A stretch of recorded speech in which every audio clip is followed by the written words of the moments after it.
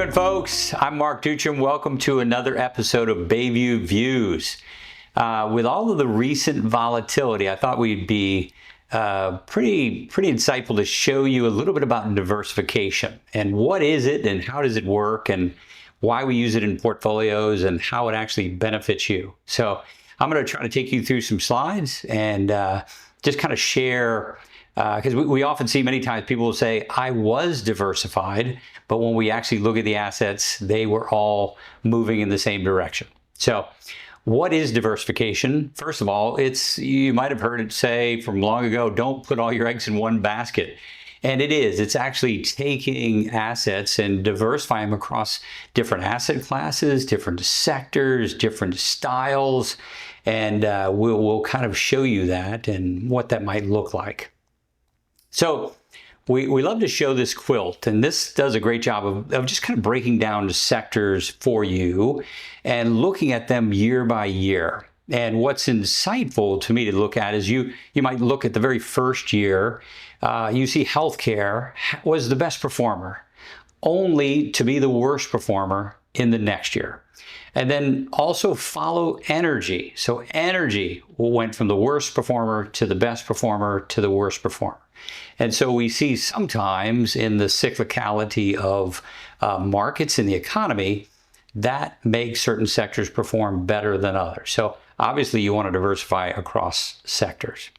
We're going to kind of continue on this quilt theme, and the same happens when we look at diversification across styles. So that might be growth versus value. That might be large companies versus small companies. That might be international versus domestic, real estate, things of that nature. And so, yeah, you can see from this chart, for example, real estate had a really good run post 2008.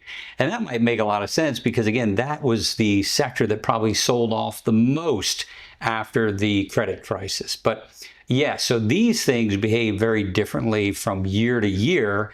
And consequently, again, you don't want to, what a lot of people do is they buy the best performing sector or asset class from the previous year. Not a good strategy, as you can kind of see that. So following with this theme, then I want you to kind of focus on that middle box that talks about kind of a diversified portfolio or a balanced asset classes. You see when you do that by combining these different styles, these different capitalizations or size of the companies, international versus domestic, that you have a much smoother ride as you combine those assets. So the secret sauce, or we say the secret weapon in this, is what we call correlation. So if I had a portfolio of assets that were very highly correlated, meaning it was a positive correlation and all the assets moved in the same direction, I really wouldn't have any benefits from diversification because they're all going to be moving together. So where I benefit is by combining asset classes that either have a negative correlation, meaning they're moving inversely, or they have no correlation. There's no, again, commonality where you see one asset going up or down. That's a causation for the other, or moving in the same direction. So that's kind of the secret and how we look at assets and how that might benefit portfolios. I love this because this just kind of shows you, which is very common. Somebody might take a very simple 60-40 allocation, and a lot of times that is primarily domestic, of just stocks and bonds. So all we've done here is taking a progression from Model 1 through Model 5, and just by simply adding, first of all, global bonds, then global stocks, then small companies and large companies, then of value versus growth, and all of those things that we just talked about that are beneficial in kind of building a very diversified portfolio. And what's insightful about this is that you see sometimes that you think that you're going to sacrifice returns.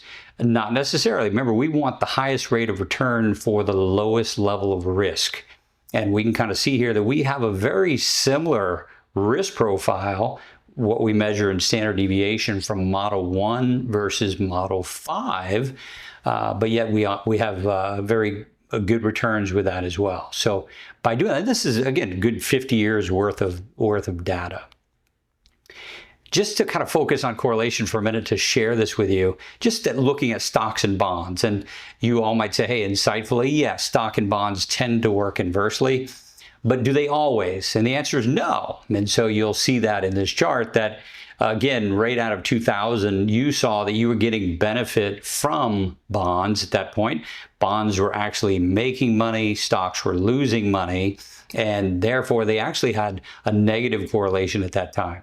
But are they always negative? Again, if you look at the chart going across, sometimes stocks and bonds are making money in the same year, and then sometimes they're losing money in the same year. And so again, I love both of those charts because they show you sometimes assets have, again, negative correlation. Sometimes they have positive correlation. We know that when markets go down, for example, correlations tend to break down a little bit, and you might see stocks and bonds moving in the same direction. But that's a great chart for kind of illustrating how certain asset classes tend to have, like we said, stocks and bonds typically work inversely, but not always, right?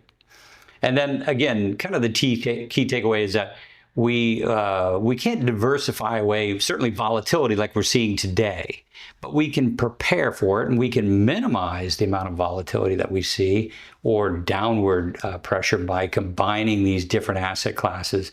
And this is really kind of a cool chart that shows you, just this year, right? So you see actually bonds in the positive territory and then the stocks in the negative territory, but then a diversified portfolio essentially being flat for the year, giving you kind of flat returns. So that's the key of combining either zero or negatively correlated assets together in a pie, so all of our eggs are not in one basket, to provide diversification benefits to your overall portfolio. We want to smooth the ride, make it a little bit more enjoyable, help you to stay in your seat while, again, we navigate these periods which are certain, right? They come. We have volatility every year, and we've talked more about that in other videos. So anyway, I hope this helps. Hope this gives you some clarity. If you guys have any questions, please give us a call. We'd be glad to help. And as always, thank you for watching another episode of BayView Views.